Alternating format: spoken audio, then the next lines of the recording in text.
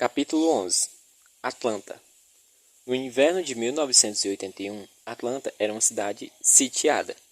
Tudo começou silenciosamente um ano e meio antes, de maneira quase imperceptível.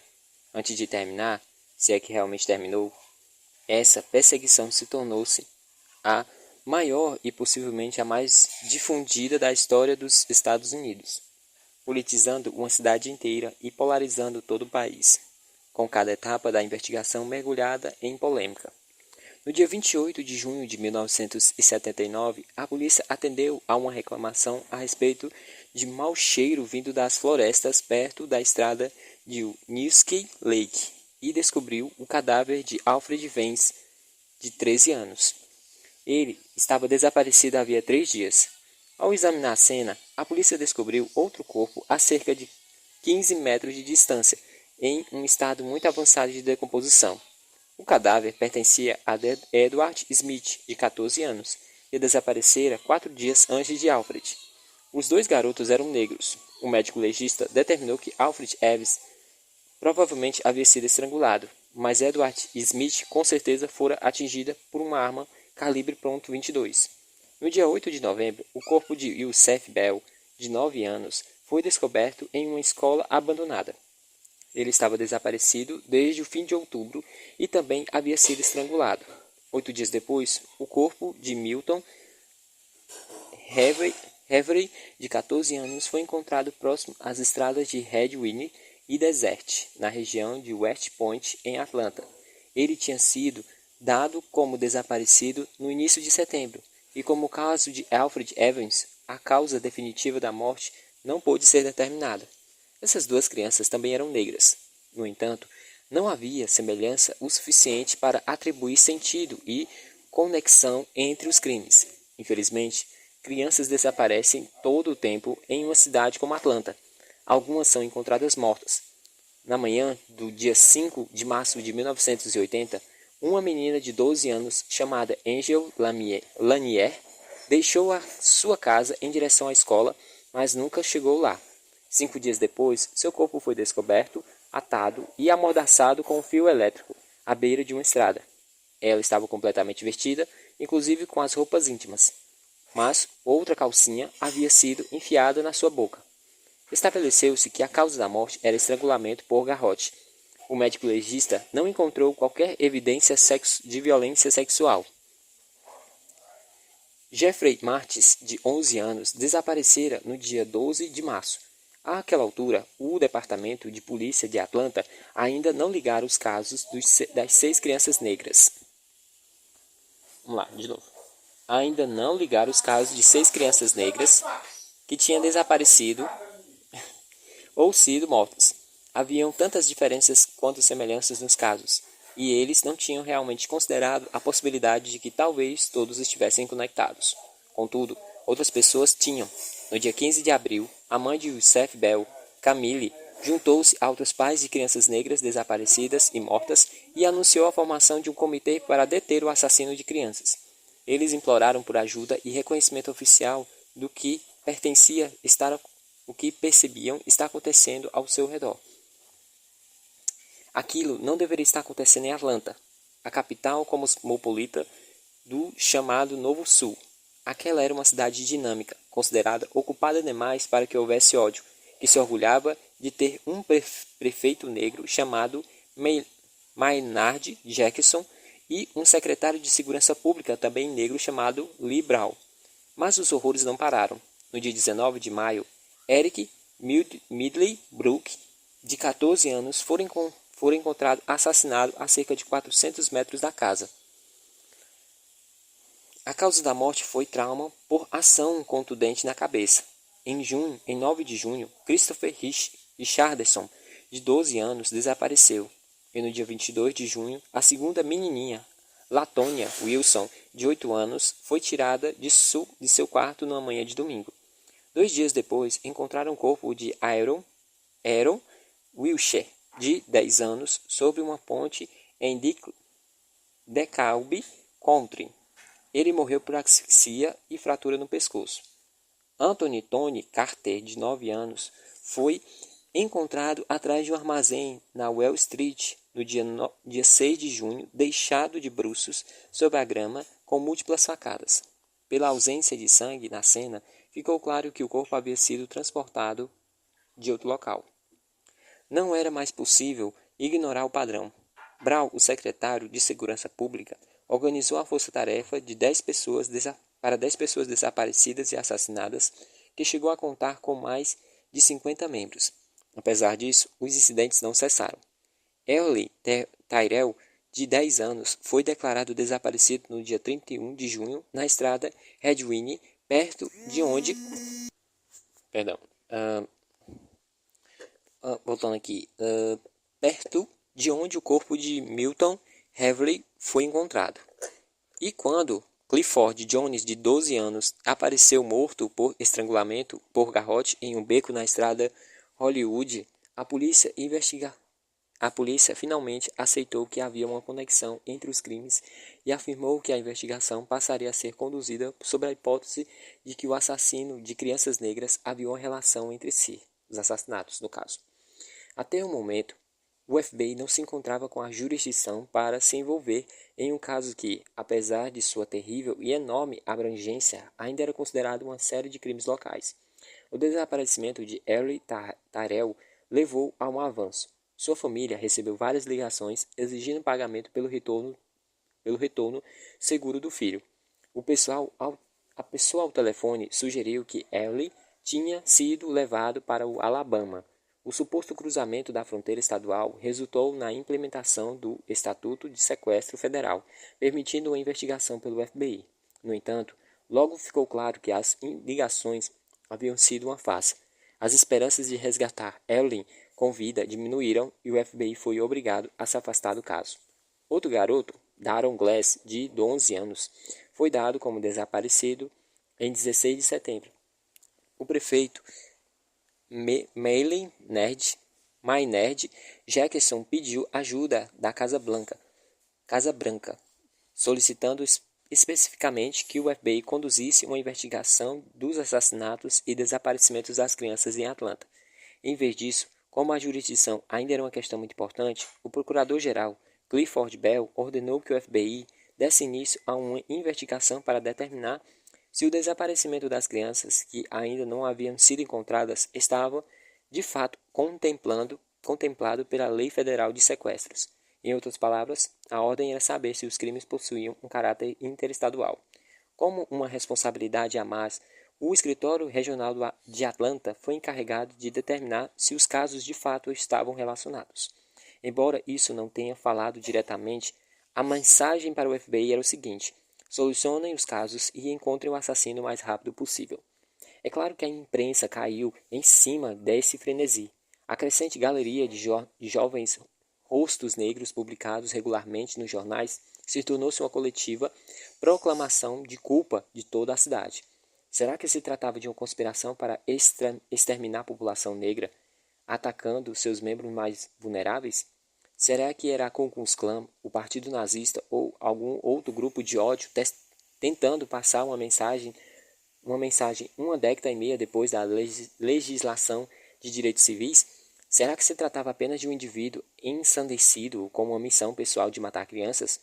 Essa última possibilidade parecia menos provável. As crianças estavam sendo vítimas em um ritmo incrivelmente rápido, e embora até aquele momento a maioria dos assassinatos em série fosse caucasiana, era raro que caçassem fora da própria raça. Assassinatos em série são crimes pessoais, não políticos. Por isso, se dava ao FBI outra legitimidade possível para agir no caso.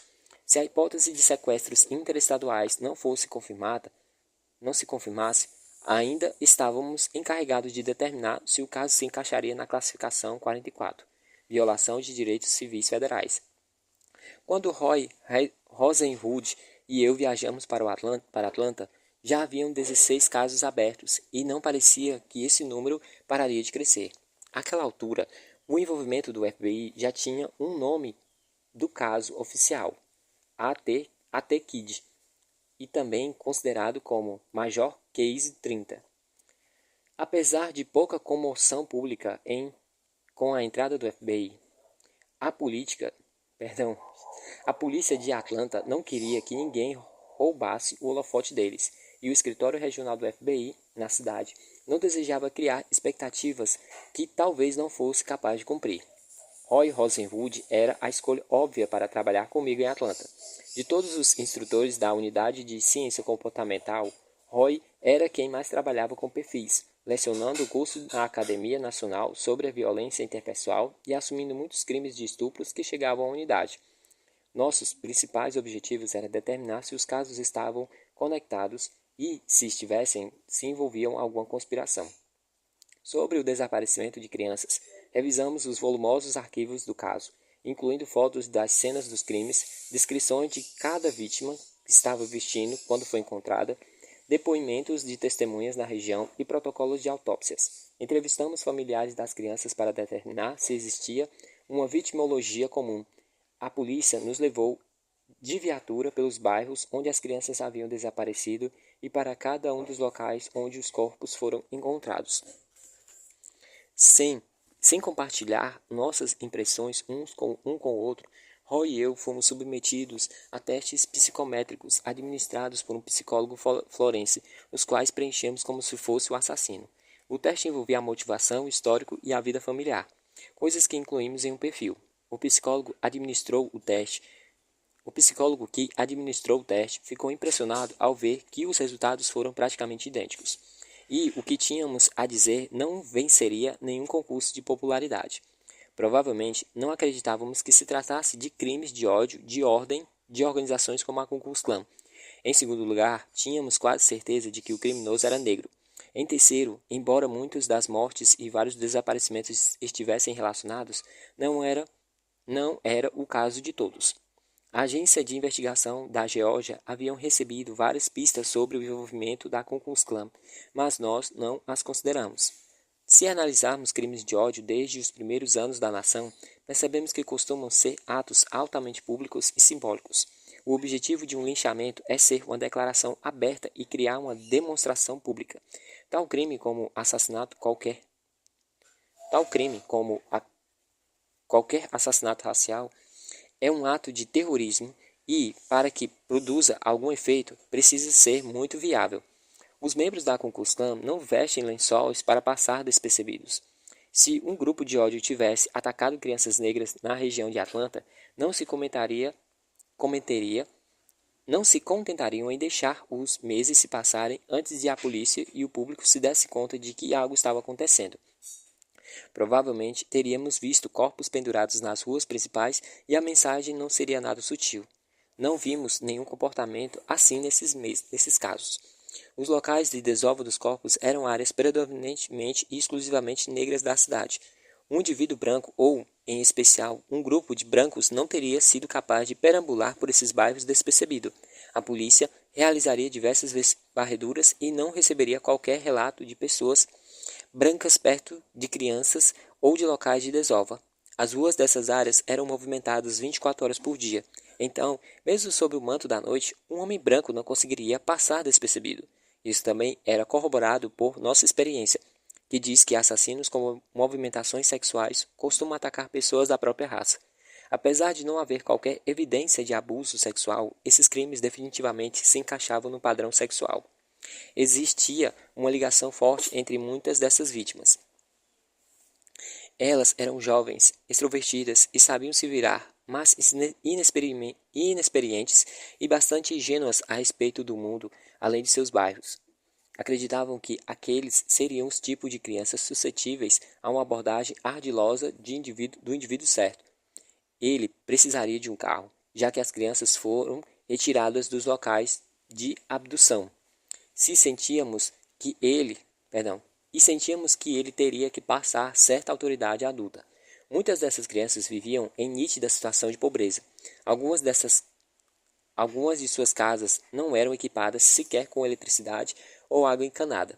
Por isso, e pelo fato de as crianças serem realmente humildes, com uma educação fraca, acreditávamos que não seria preciso muito esforço para atraí-las.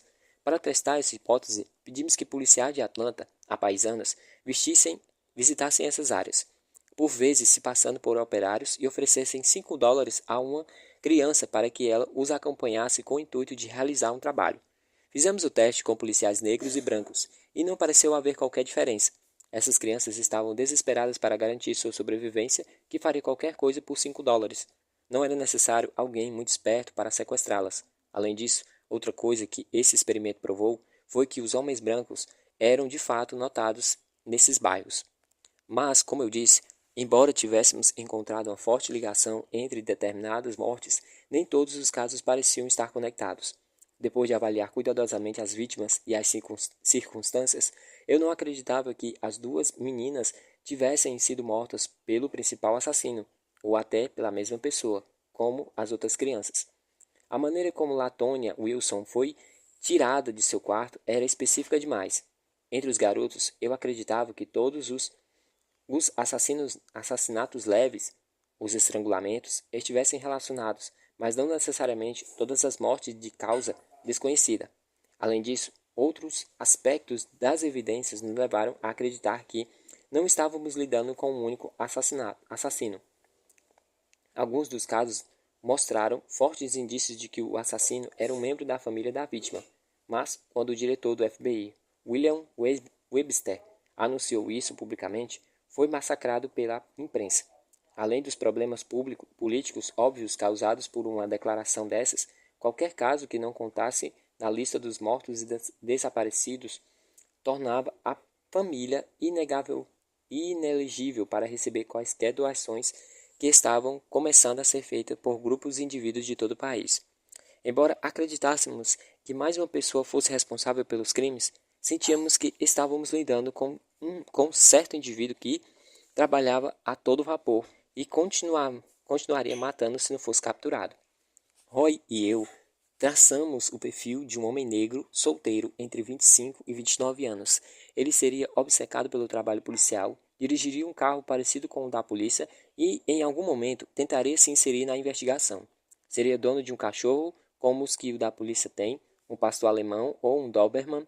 Ele não teria namorada e sentiria atração sexual por garotos jovens, embora não houvesse qualquer evidência de estupro ou abuso sexual das vítimas.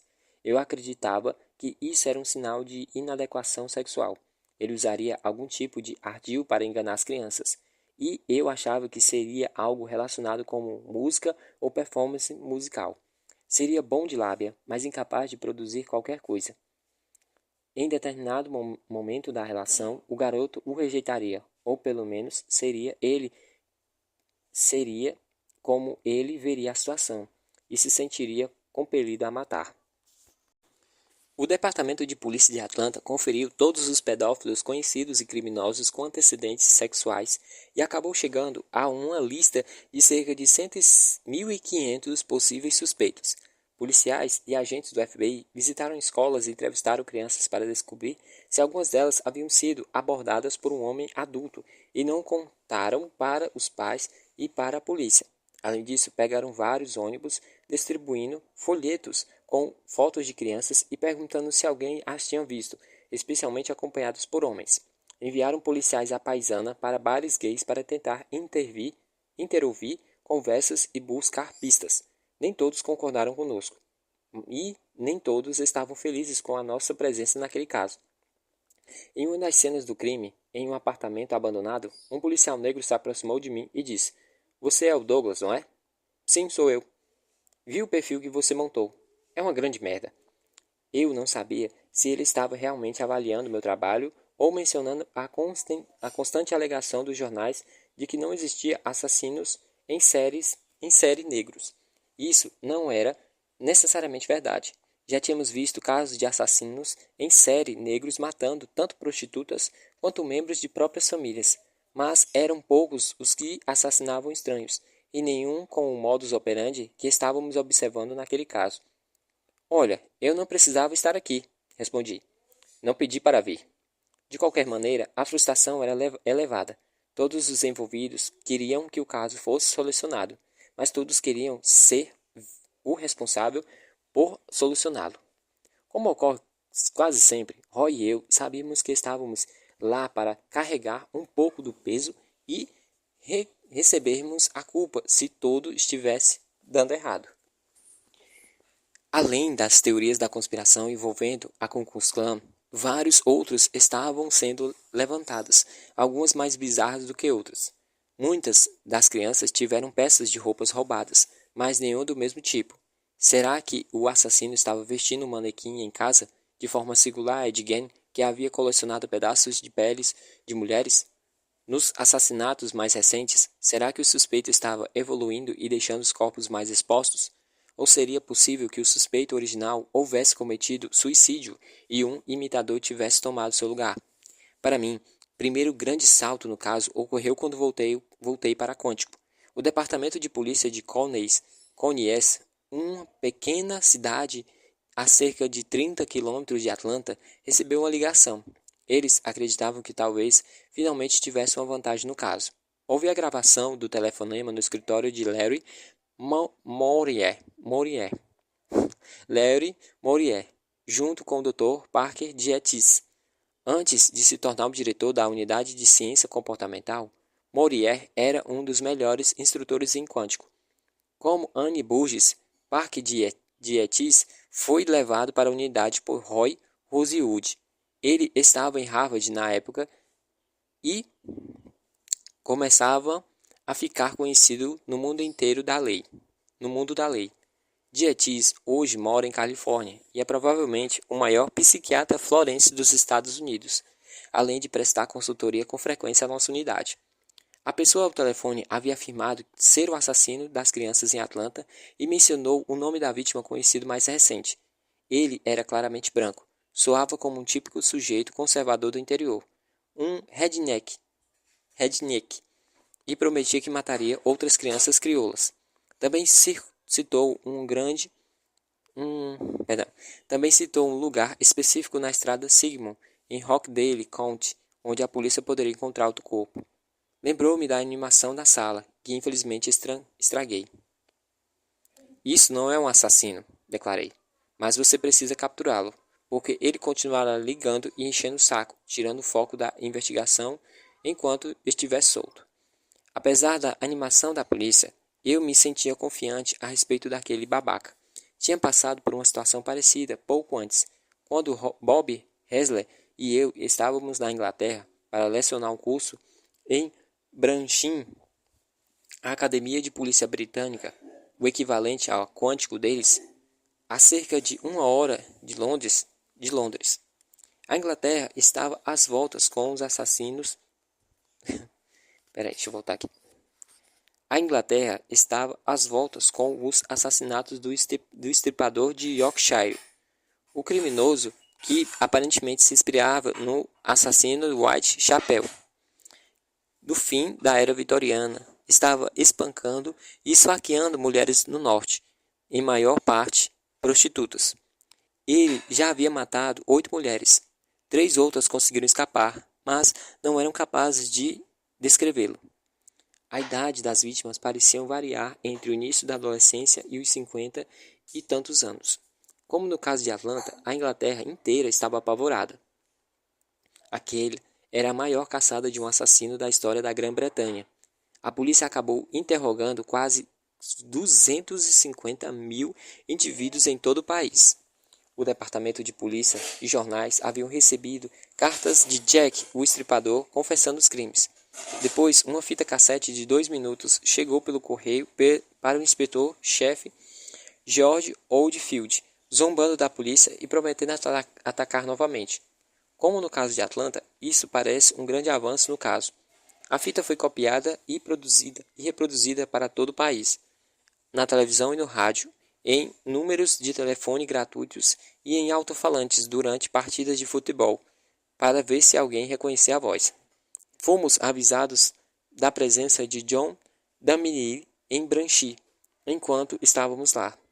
Ele é um policial muito respeitado e o principal investigador dos casos do estripador.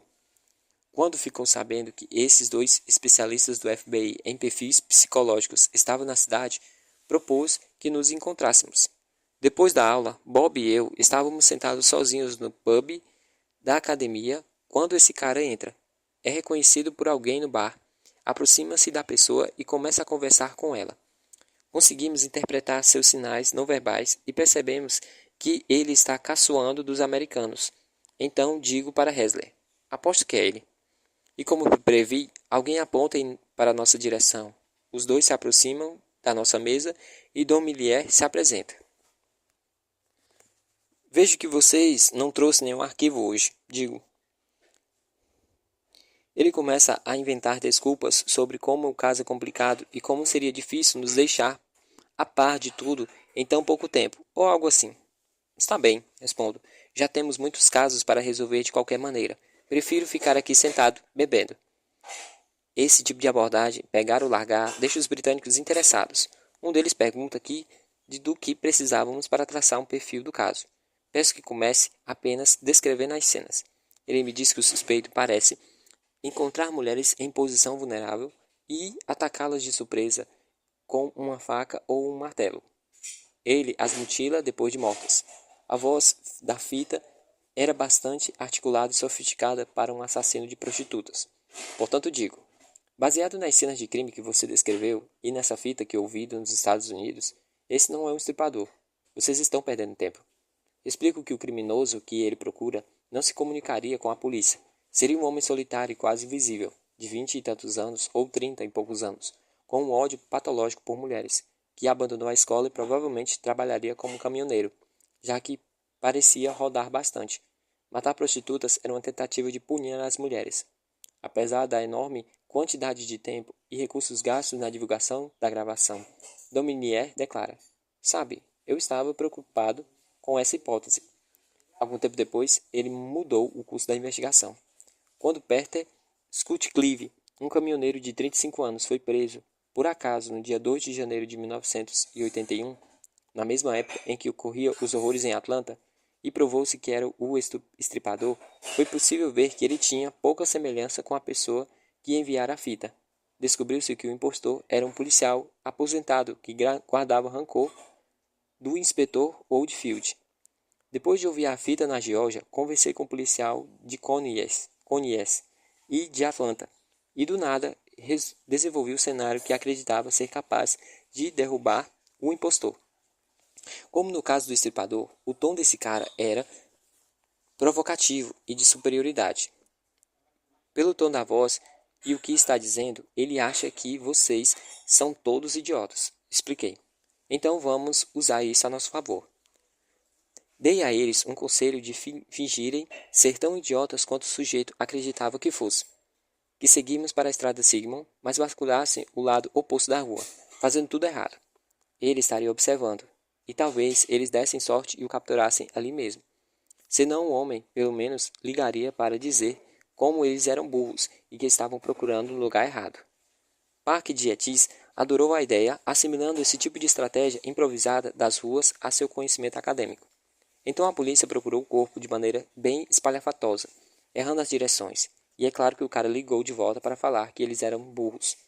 A polícia estão com um sistema de rastreamento preparado e capturam o redneck mais velho bem na sua casa. Só para ter certeza de que ele não estava falando a verdade. Vasculharam a área correta da estrada Sigmund dessa vez, mas é claro que não havia corpo algum. O incidente do Conyers foi a única pista falsa no caso. Grandes investigações costumam ter muitas, e Atlanta não foi uma exceção.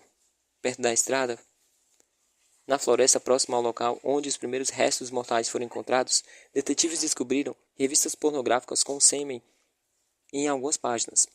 O laboratório do FBI conseguiu encontrar impressões digitais e, por consequência, a identidade do dono da revista. Tratava-se de um homem branco que dirigia uma van e trabalhava como detetizador. É claro que o simbolismo psicológico era perfeito. Para esse tipo de psicopata, não seria uma grande transição entre exterminar insetos e exterminar crianças negras. Já sabemos que muitos assassinos em séries retomam as cenas dos crimes e locais de desovo de corpos. A polícia imaginou que ele houvesse estacionado o carro à beira da estrada, admirando o seu triunfo e se masturbando ao se lembrar da emoção da caçada e do assassinato. Essa revelação chegou ao diretor do FBI, ao procurador-geral e até mesmo à Casa Branca. Todos estavam esperando ansiosamente para anunciar que o assassino em série de Atlanta fora capturado.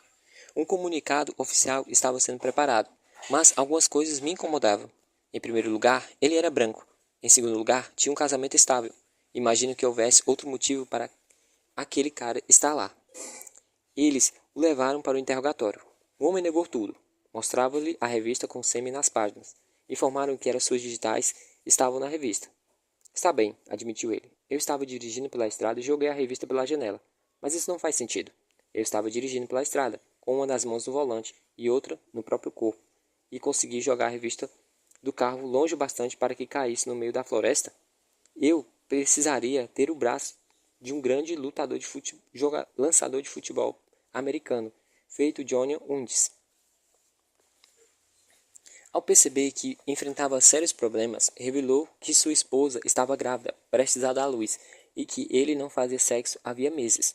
Em vez de considerar trair a esposa que ama e que está prestes a parir o seu filho, ele passou em uma loja de conveniência 7-Eleven, comprou a revista e teve a ideia de se esconder na floresta durante o horário do almoço para se aliviar.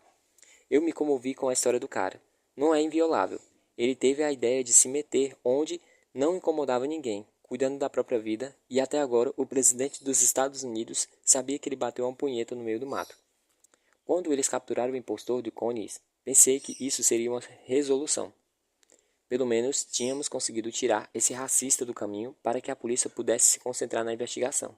Mas eu não havia considerado apropriadamente um dos fatores, o papel ativo da imprensa. Desde então, tentei nunca mais cometer esse erro.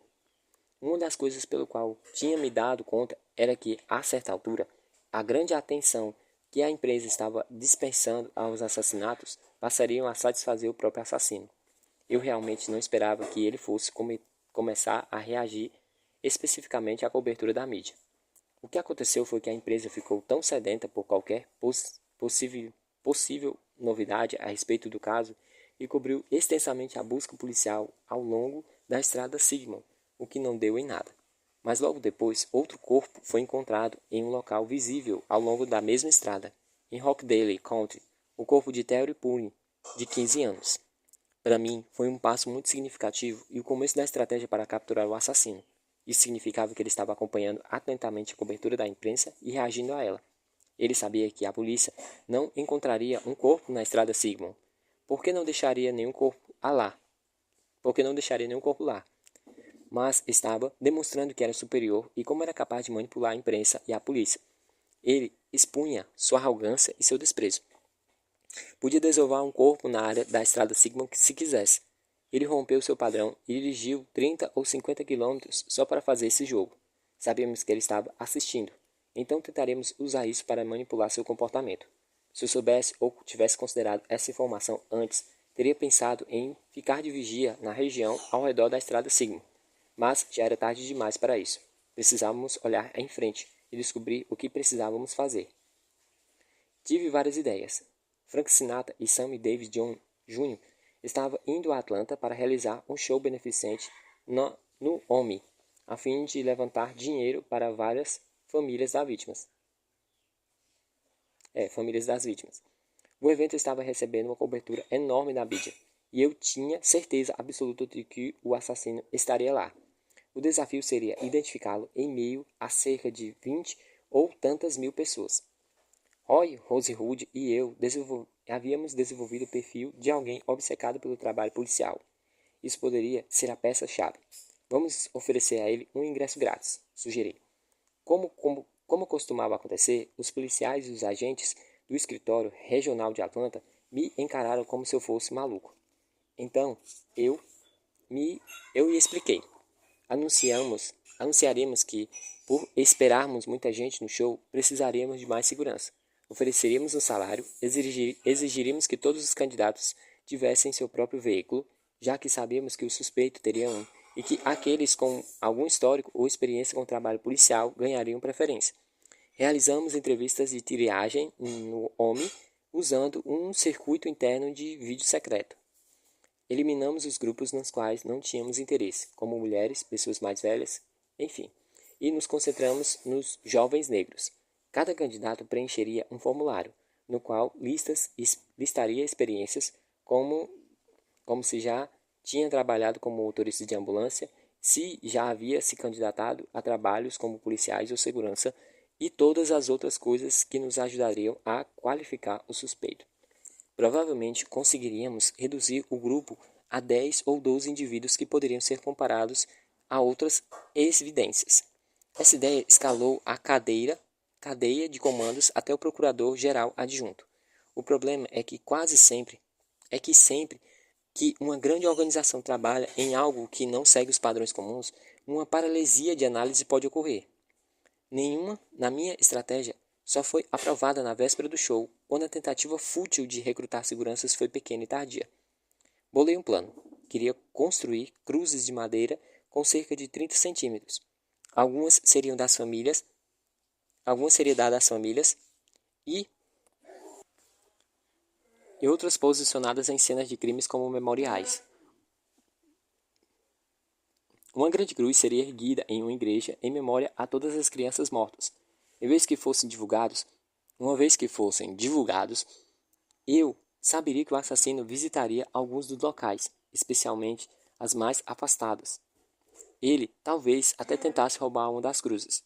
Se vigiássemos os principais lugares, eu acreditaria que teríamos muito mais chances de capturá-lo. Mas o FBI demorou semanas para aprovar o plano.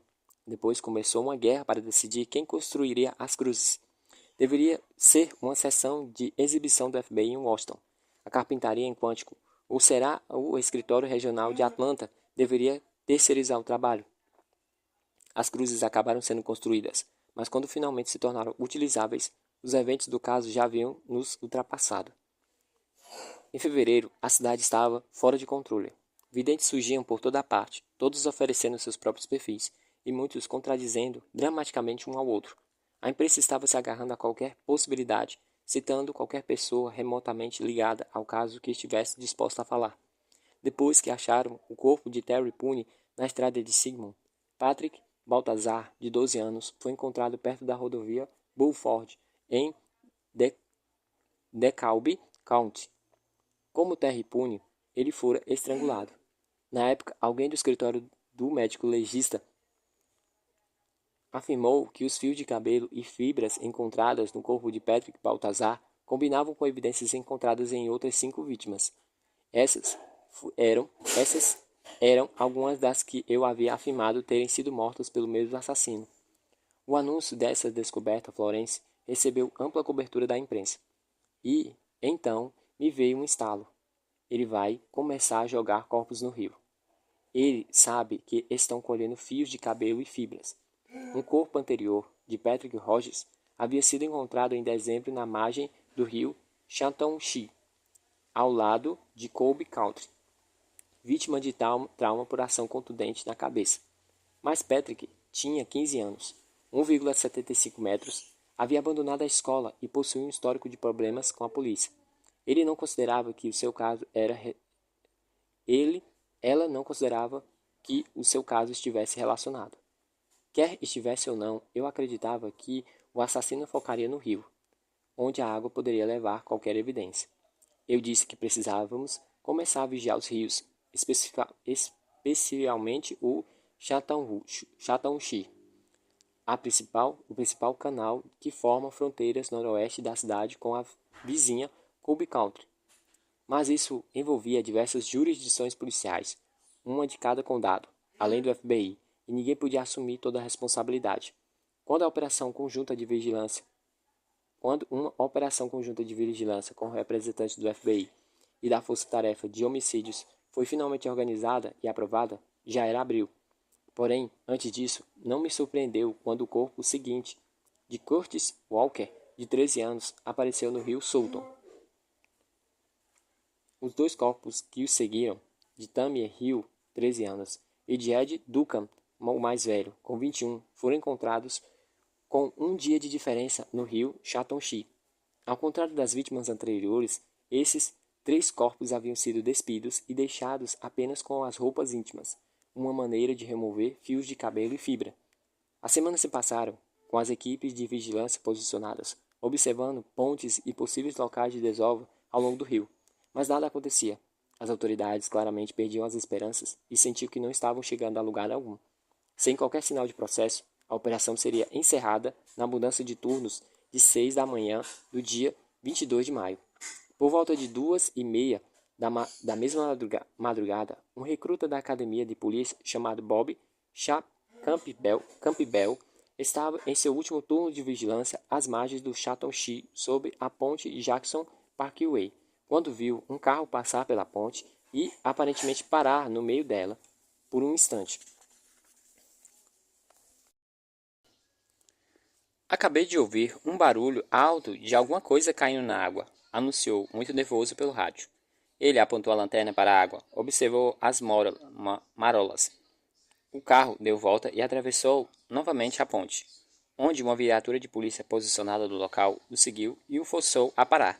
O automóvel era uma van Chevy, modelo 1970, e o motorista, um homem baixo, de cabelo encaracolado, 23 anos, pele negra muito clara, chamado Wayne Bertram Williams. Ele foi cordial e cooperativo. Afirmou ser promotor musical e morar com os pais. A polícia o interrogou e vasculhou seu carro antes de liberá-lo. Mas não o perderam de vista. 2 dias depois, o corpo nu de Nathanael Carter, 27 anos, foi encontrado no rio, perto de onde o corpo de Jimmy Ray Payne, de 21 anos, havia sido descoberto um mês antes. Não havia provas o suficiente para prender William e conseguir um mandato de busca, mas ele foi posto sob vigilância intensa. Ele logo percebeu que a polícia estava em seu encalço e começou a conduzi-los a perseguições inócuas e sem destino pela cidade. Chegou a dirigir até a casa do secretário de Segurança Liberal e começar a buzinar. Ele tinha uma câmera escura em casa e antes que conseguíssemos um mandado de busca, foi visto queimando fotos no jardim. Também lavou o carro. Wayne Williams se encaixava em todos os pontos principais do nosso perfil, inclusive no fato de ser dono de um pastor alemão. Ele era obcecado pelo trabalho policial e fora preso alguns anos antes, tentando se passar por um guarda. Depois disso, havia dirigido uma viatura velha e usado um rádio policial para encontrar cenas de crimes e fotografias. Em retrospecto, várias testemunhas se lembraram de vê-lo pela estrada Sigmund quando a polícia reagiu à ligação e procurou pelo corpo existente. Ele tirou fotos por lá e depois ofereceu à polícia. Também descobrimos que, de fato, ele tinha ido ao show do homem. Sem prendê-lo, o FBI lhe pediu que se apresentasse e ele foi cooperativo e não pediu um advogado. Pelos relatórios que recebi, não acredito que o interrogatório tenha sido bem planejado e organizado. Foi realizado de maneira muito severa e direta. E eu acreditava que Williams ainda seria alcançável àquela altura. Depois da entrevista, disseram que ele não quis ir embora, agindo como se ainda desejasse conversar sobre assuntos de polícia e do FBI. Mas, depois que saiu de lá naquele dia, eu sabia que eles nunca mais conseguiriam uma confissão. Ele concordou em passar pelo polígrafo, que teve resultado inconclusivo. Mais tarde, quando a polícia e os agentes do FBI conseguiram um mandato de busca para revistar a casa que ele dividira com os pais, professores aposentados encontraram livros que ensinavam a enganar detectores de mentiras. O mandado foi obtido no dia 3 de junho. Apesar de Williams ter lavado o carro, a polícia encontrou fios de cabelos e fibras que ligavam a cerca de 12 dos assassinatos. Exatamente aqueles que incluí em meu perfil como tendo sido cometido pelo mesmo assassino. As provas eram contundentes. Além de conseguirem fibras conectando os corpos a quarto, casa e carro de Williams, Larry Peterson, do Laboratório Criminal do Estado da Geórgia, identificou fibras de roupas de algumas das vítimas haviam usado em ocasiões antes do desaparecimento. Ou seja, existia uma conexão com Williams antes mesmo de alguns assassinatos. No dia 21 de junho, Wayne B. Williams foi preso pelo homicídio de Nathanael Carter. A investigação das mortes continuou. Bob Hessler e eu estávamos no Hampton Inn, perto de Newport News, Virgínia, ministrando uma palestra para um encontro da Associação Correcional dos Estados Sulistas, quando a prisão foi anunciada.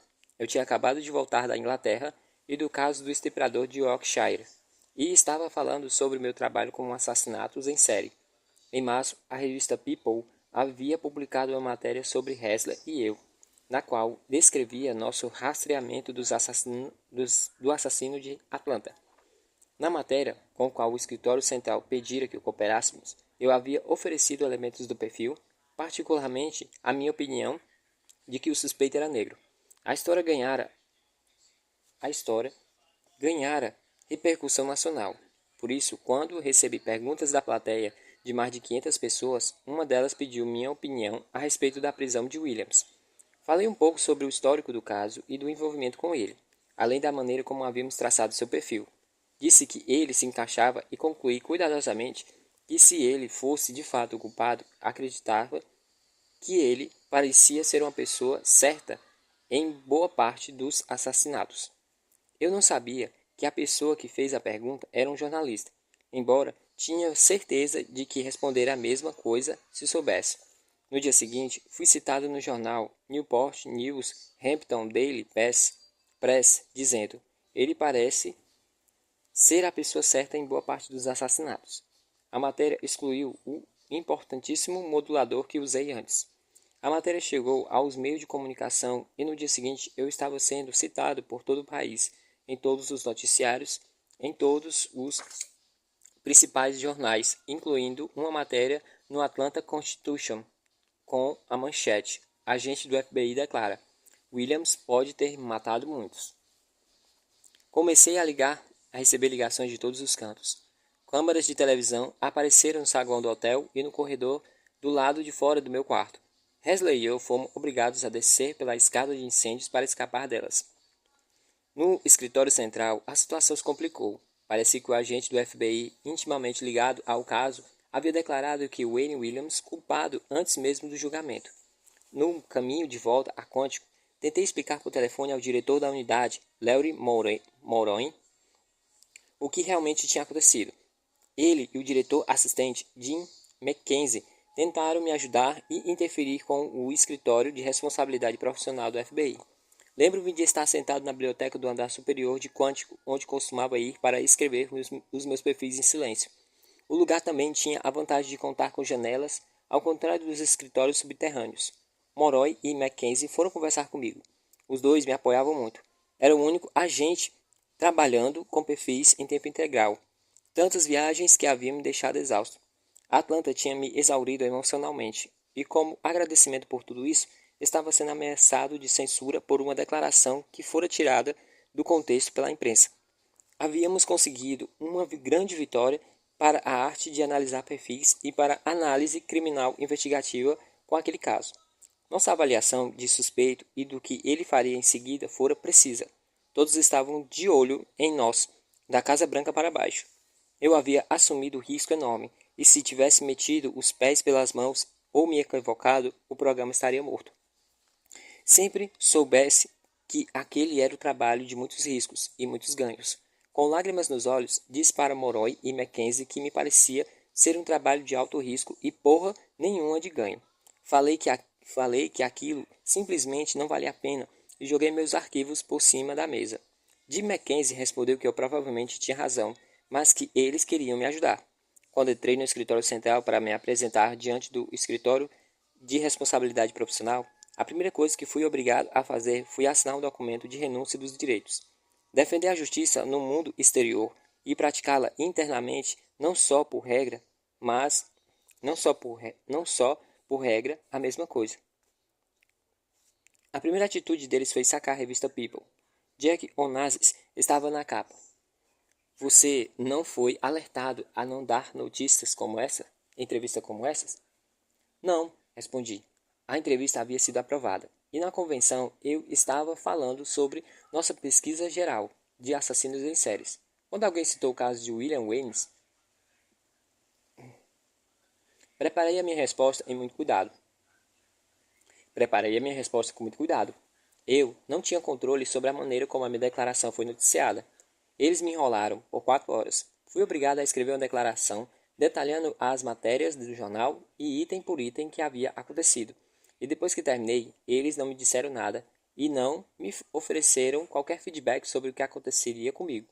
Eu sentia que tinha dado tanto de mim para o FBI sem qualquer apoio, sacrificado tantas outras coisas, perdendo tanto tempo com a minha família e agora corria o risco de ser censurado, colocado na geladeira sem pagamento por algum tempo ou até mesmo perder o emprego. Durante as semanas que se seguiram, eu literalmente não queria nem sair da cama. Foi então que meu pai, Jack, me escreveu uma carta. Nela, contou sobre sua demissão do trabalho no Brook Eagle. Ele também havia ficado deprimido. Estava trabalhando duro e se saindo bem, mas sentia que não tinha controle sobre a própria vida. Explicou que aprendera a encarar os infortúnios da vida e reunir forças para continuar lutando. Carreguei aquela carta na minha pasta por bastante tempo, mas depois de o incidente ter passado. Após 5 meses, o escritório de responsabilidade profissional decidiu me censurar, afirmando que eu havia sido alertado, depois do artigo da revista People, a não confessar com a imprensa a respeito das investigações em andamento. A advertência veio do próprio diretor Webster. Mas, embora eu tivesse puto, não tive muito tempo para ruminar minha raiva, a não ser se estivesse preparando para pedir demissão. E qualquer que fossem os meus sentimentos a respeito da organização da época, o trabalho era importante demais para mim. Eu ainda tinha casos abertos por todos os Estados Unidos. E o julgamento de William Waynes estava prestes a começar. Era preciso continuar lutando.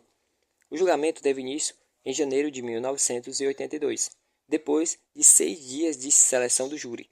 O painel que eles acabaram formando era predominantemente negro, com 9 mulheres e 3 homens.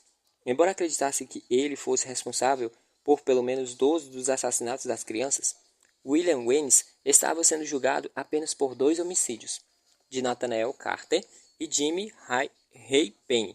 Ironicamente, os jovens estavam na casa dos 20. Williams foi representado por uma equipe jurídica de alto nível de Jackson, Mississippi, formada por Jim Kitchens e Al Binder, e uma mulher de Atlanta, Mary Welcome. Alguns dos principais membros da equipe da acusação eram os procuradores distritais de Fulton County, Gordon Miller e Jack Mullard. Por causa do meu trabalho na etapa investigativa do caso, o escritório do procurador distrital pediu que eu me apresentasse para aconselhá-lo ao longo do andamento do processo. Durante a maior parte do procedimento, eu me sentei logo atrás de uma das mesas do advogado de acusação. Se o julgamento fosse realizado hoje, eu poderia testemunhar a respeito do modus operandi, dos aspectos de assinatura e da ligação entre os casos, como já fiz em muitas de outras ocasiões. Se houvesse uma condenação, durante a fase de estipulação da pena, eu ofereceria a minha opinião profissional a respeito da periculosidade do réu no futuro. Mas, em 1982, nosso trabalho ainda não era reconhecido pelos tribunais, e, portanto, tudo que eu podia fazer era atuar como conselheiro estratégico. Boa parte das acusações se baseavam em cerca de 70 peças de evidências de fios de cabelo e fibras, meticulosamente analisadas por Larry Peterson e pelo agente especial Hal Deidman, um especialista do laboratório do FBI em Washington. Apesar de Williams só estar sendo acusado de 2 homicídios, o procedimento criminal da Geórgia permitiu que o Estado apresentasse outros casos conectados. Algo não se podia ser feito em Mississippi e para que a equipe de defesa não parecia estar preparado. Para a promotoria, era um problema que Williams fosse educado, controlado, articulado e simpático. Com seus óculos de armação grossa, feições suaves e mãos delicadas, ele se parecia mais com um boneco fofinho do que com um matador de crianças. Williams começava a divulgar comunicados para a empresa, afirmando ser inocente e ter sido preso por motivos puramente raciais. Logo antes do início do julgamento, ele disse em uma entrevista: "Eu compararia o FBI ao Keystone Cops e a polícia de Atlanta aos personagens da série K-53. Where are you? Perdão, gente. K-53. Where are you? Todos pareciam personagens de uma comédia parcelão. Ninguém do lado da acusação tinha qualquer esperança de que Williams testemunhasse, mas eu acreditava que talvez ele o fizesse. A partir do comportamento dele durante os crimes e desse tipo de declaração pública, imaginei que ele seria arrogante e confiante bastante para achar que poderia manipular o julgamento da mesma forma que manipulou o público e a imprensa e a polícia. Em uma reunião fechada entre a acusação e a defesa realizada na sala do juiz, Lawrence Cooper, Al Binder disse que eles levariam um reconhecido psicólogo florense de Phoenix chamado Michael Brad Bayless para testemunhar que Williams não se encaixaria no perfil e seria capaz de cometer os assassinatos. O Dr. Bayless havia realizado 3 entrevistas com Williams. Está bem, respondeu Gordon Miller. Se vocês o trouxerem, apresentaremos como contraprova testemunha geral um agente do FBI que previu tudo o que aconteceria nesse caso até agora. Caramba, nós queremos conhecê-lo, disse Binder. Miller informou que eu estaria sentado atrás da mesa de acusação durante boa parte do julgamento. Realmente acabei conversando com os dois lados. Usamos o lado do júri. Expliquei meu histórico para a equipe de defesa e declarei que, se eles tivessem qualquer problema com o fato de eu ser um agente do FBI e não um médico, poderia chamar um psiquiatra com quem trabalhávamos, como Parker Dietis, para estudar o caso, e eu tinha certeza de que daria o mesmo testemunho. Binder e sua equipe pareciam fascinados com o que eu tinha a dizer. Eles foram cordiais e respeitosos, e Binder até me disse que seu filho queria tornar-se um agente do FBI. Acabou que Bayless não testemunhou. Na semana após o fim do julgamento, ele relatou aos jornalistas do Atlanta Journal e do Atlanta Constitution que acreditava que Williams fosse emocionalmente capaz de cometer um homicídio, que tinha uma personalidade inadequada e que, na opinião dele, os motivos dos assassinatos haviam sido poder e uma necessidade obsessiva por controle. Também disse que Williams queria que eu fizesse uma entre duas escolhas: mudar o meu relatório e não dizer certas coisas, ou não testemunhar. Afirmou que o problema principal da defesa era que Williams insistia em controlar tudo sozinho. Achei tudo isso muito interessante porque, entre outros motivos, confirmava perfeitamente o perfil que Roy Rosewood e eu havíamos traçado. Mas durante o julgamento, considerei outro incidente igualmente instigante. Como a maioria dos participantes de fora, eu estava hospedado em Milwaukee, no centro da cidade, perto do tribunal. Certa noite eu estava comendo sozinho no refeitório, quando um homem negro de aparência respeitável, com 40 e tantos anos, aproxima-se da minha mesa e se apresenta como Dr. Brad Bayless. Digo que sei quem é e por que está ali. Ele me pergunta se pode se sentar. Respondo que não acho uma boa ideia sermos vistos juntos, já que ele testemunharia para a defesa no dia seguinte. Mas Bayless fala que não está preocupado com isso. Se senta e me pergunta o que sei a respeito dele e de seu histórico. Acontece que sei bastante. Ofereço a ele uma das minhas mínimas palestras sobre psicologia criminal e comento que, se ele testemunhar como a palestra... Perdão. E comento que, se ele testemunhar como a defesa deseja, envergonhará a si mesmo e sua profissão. Ao deixar a mesa, ele aperta minha mão e diz que gostaria muito de visitar Quântico e participar de um dos nossos cursos. Dou uma piscadela e respondo que veremos como ele se sairá durante o testemunho no dia seguinte.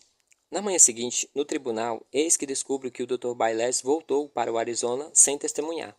No banco, Binder reclamou do poder da defesa e de como eles estão assustando suas testemunhas especializadas. Essa não havia sido a minha intenção, se é que foi isso que eu fiz, mas eu certamente não fugiria da oportunidade que se apresentou espontaneamente para mim. Mas acho que o que realmente aconteceu foi que o Dr. Bayless era íntegro demais para não falar o que de fato acreditava e para se deixar ser usado pelos interesses de qualquer um dos dois lados. Na vez da promotoria, Hal Deidman e Larry Patterson fizeram um trabalho perfeito com a evidência dos fios de cabelo e fibras, mas essas são provas exatamente complexas que, por sua própria natureza, não resultariam em uma apresentação muito teatral. Tinha muito a ver com a maneira como um tipo de fibra de carpete gira para um lado, enquanto a fibra do outro tipo de carpete gira para o lado oposto. Por fim, foram estabelecidas ligações entre as fibras presentes em todas as 12 vítimas com as da colcha violeta e verde de Williams, presente na maioria delas, do carpete do quarto dele, em cerca de metade delas, e do carpete da sala de estar, presente em mesmo número, e do seu Chevrolet 1970, em todos os casos menos um. Eles conseguiram estabelecer conexão com os pelos do pastor alemão do réu, chamado Sheba. Na vez da defesa, eles chamaram um sósia bonito e charmoso de Kennedy, do Kansas, que sorriu muito para o júri para refutar o testemunho de Deidman. Ao fim da sessão, quando a promotoria se reuniu para revisar tudo o que havia acontecido naquele dia, todos estavam rindo da cara do bonito Kansas, que não conseguia ser muito convincente. Eles se aproximaram de mim. O que você achou, John? Eu tinha observado o júri. Deixe-me dizer uma coisa, respondi. Vocês estão perdendo o caso. Eles ficaram chocados. Aquela era a última coisa que queriam ouvir. Vocês podem achar que ele foi muito convincente, expliquei, mas os jurados acreditam nele. Eu tinha conhecimento do assunto sobre o que Hal Deidman estava falando, e mesmo assim achava difícil acompanhar o seu raciocínio. A testemunha de defesa podia ter sido simplista demais, porém era muito mais fácil acompanhar o seu raciocínio. Eles foram educados o bastante para não dizer que eu estava falando merda, mas como analista de perfis incisivo, percebi que não me queriam ali. Eu tinha vários casos anteriores esperando por mim e me preparava para o julgamento do assassinato de Mary Frances Stone. Todo esse tempo na estrada também estava prejudicando a minha vida pessoal. Eu estava tendo problemas conjugais por conta do meu pouco envolvimento com a família. Não estava me exercitando tanto quanto acreditava ser necessário e passava o tempo todo estressado. Liguei para Larry Mourier em Quantico e disse que estava voltando. Assim que aterrisso no aeroporto nacional e volto para casa, recebo uma mensagem informando que a acusação havia mudado de ideia. Eles começaram a acreditar que as coisas que eu disse realmente estavam acontecendo. Querem que eu volte para Atlanta a fim de ajudá-los a examinar as testemunhas de defesa. Portanto, 2 dias depois, pego um avião de volta. Agora eles estão muito mais abertos pedindo conselho. E uma grande surpresa para todos é que William Williams resolve testemunhar, como eu havia previsto. Ele é interrogado por seu advogado, Al Binder, que tem uma voz ressonante e grave. A maneira como ele se inclina para a frente ao fazer perguntas deixa-o parecendo como um tubarão, e é por isso que recebe o apelido de Jaws. Ele parece martelando a mesma coisa para o júri. Olhe para esse homem. Ele parece um assassino? Olhem para ele. Levante-se, ele.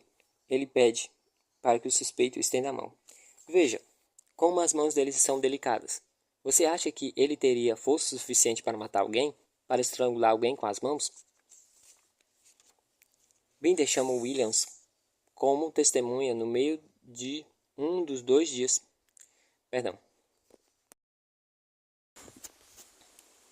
Binder chamou Williams como testemunha em meio de um dos dias e o manteve lá por todo o dia seguinte do julgamento.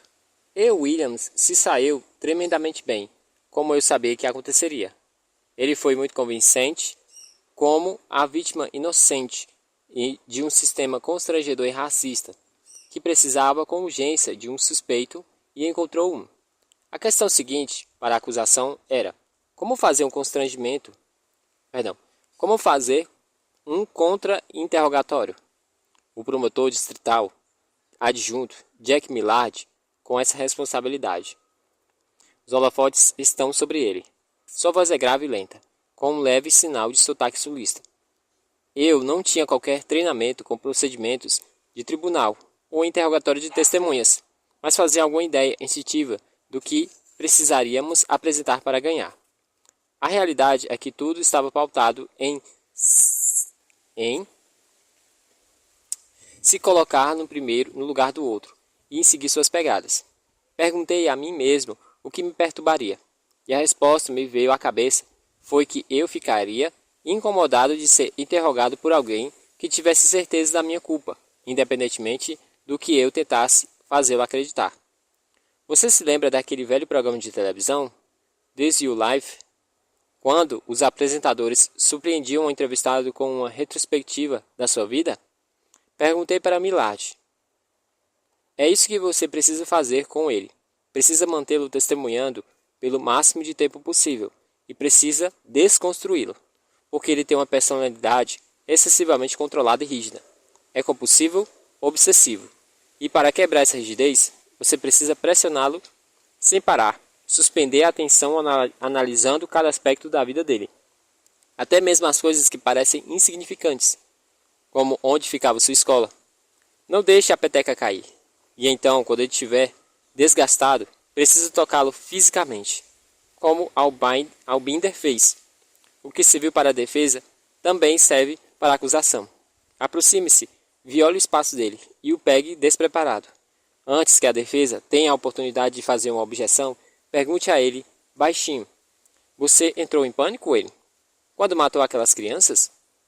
E na hora certa, é exatamente o que Millard fez. Durante as primeiras horas do contra-interrogatório, ele não conseguiu desestabilizar Wayne.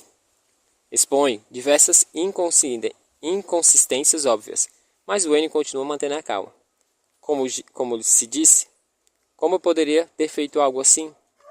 Millard, com o cabelo grisalho e o terno cinza, analisando metodicamente a vida inteira dele, e então, na hora certa, se aproxima, apoia a mão em seu braço e com um sotaque sulista e um timbre grave e metodicamente arrastado, pergunta: como você se sentiu, Wayne? Como se sentiu ao fechar os dedos ao redor do pescoço da sua vítima?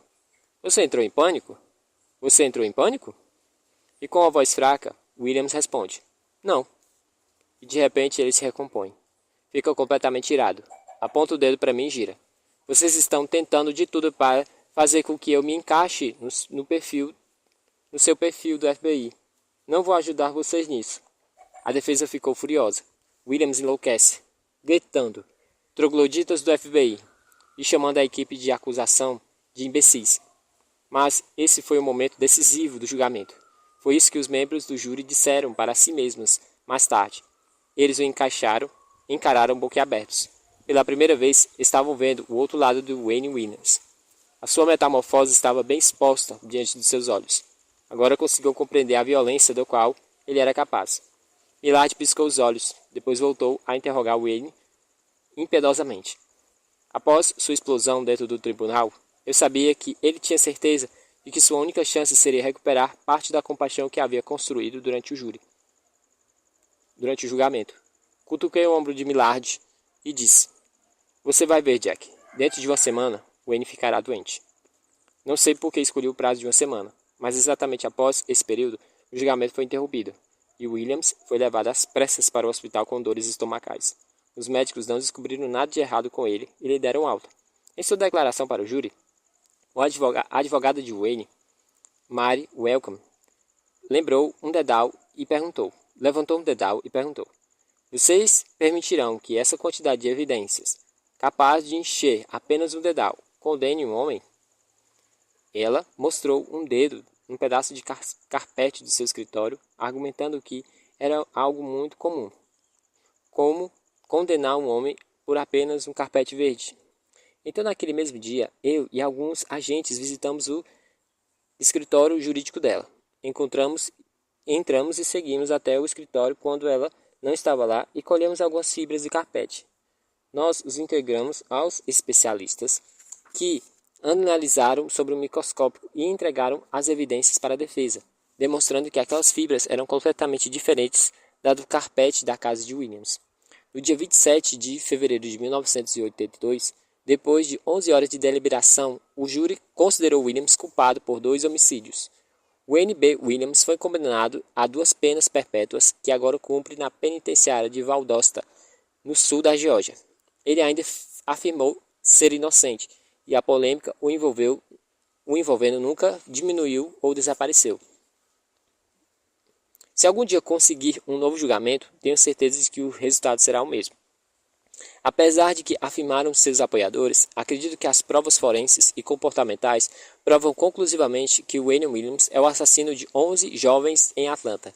Apesar de seus detratores e acusadores afirmarem, acredito não haver provas contundentes ligando a todas as mortes e aos desaparecimentos das crianças na cidade entre 1979 e 1981. Ou até mesmo a maioria delas. Apesar de que algumas pessoas gostariam de acreditar, crianças negras e brancas continuam morrendo misteriosamente em Atlanta e em outras cidades. Temos alguma ideia de quem é o responsável por algumas outras mortes. Não se trata de um único criminoso, e a verdade não é nada agradável. Até agora, no entanto, não há provas ou vontade política suficiente para buscar acusações formais. Recebi diversas cartas elogiando e citações como resultado do meu trabalho no caso Wayne Williams, incluindo algumas do escritório do promotor distrital de Fulton County, afirmando que eu havia desenvolvido uma estratégia eficaz de contra-interrogatório e uma de John Glover, o saque do escritório regional do FBI de Atlanta, resumindo toda a investigação Atkid. Uma das cartas mais comoventes e bem-vindas foi a de Al Binder, o principal advogado de defesa, que escreveu para dizer que estava impressionado com o meu trabalho no caso. Essas cartas chegaram mais ou menos na mesma época que recebi a advertência. Jim McKinsey, que estava muito chateado com o rumo dos acontecimentos, sugeriu meu nome para uma premiação, não apenas pelo caso Williams, mas por todos os outros 5 nos quais eu havia contribuído. O prêmio chegou em maio. Agora eu tinha uma menção honrosa do diretor para combinar com a minha advertência pelo mesmo caso. Ele dizia, em parte, que, por seu talento e dedicação ao dever e ao profissionalismo, você conseguiu melhorar a boa reputação do FBI diante da nação e pode ter certeza de que seus valiosos serviços são estimados. Um prêmio substancial de $250 acompanhou a missão, que calculei valer cerca de 5 centavos por hora. Doei imediatamente o dinheiro para o Fundo de Auxílio da Marinha, a fim de beneficiar famílias de homens e mulheres que morreram pelo país. Se nos depararmos com um caso como um assassino de crianças de Atlanta, hoje em dia, gosto de acreditar que encontraríamos o assassino bem mais cedo, antes que o rastro da morte e sofrimento se tornasse terrivelmente longo. Todos seríamos muito mais eficazes na condenação dos nossos esforços. Todos seríamos muito mais eficazes na coordenação dos nossos esforços. Nossas técnicas proativas são muito mais sofisticadas e baseadas em experiências empíricas. Sabíamos como encerrar o interrogatório para atingir o melhor efeito possível. Nós nos planejamos melhor e conseguimos o mandado de busca antes que provas essenciais pudessem ser destruídas. Mas, independentemente dos erros que cometemos, Maria, o caso Atkid representou um momento decisivo de mudança da nossa unidade. Passamos a ser reconhecidos, provamos o nosso potencial e, ao mesmo tempo, conseguimos ganhar credibilidade instantânea entre a comunidade de agentes da lei por todo o resto do mundo ao ajudar a prender mais de um assassino. Alto risco, alto ganho.